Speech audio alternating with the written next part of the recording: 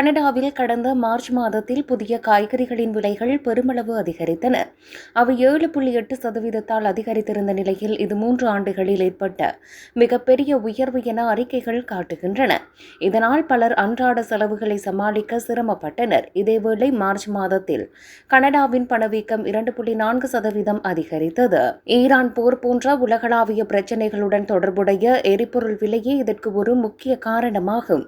எரிவாயு விலைகள் பெருமளவு உயர்ந்த நிலையில் இது பலரின் அன்றாட செலவுகளை பாதித்தது.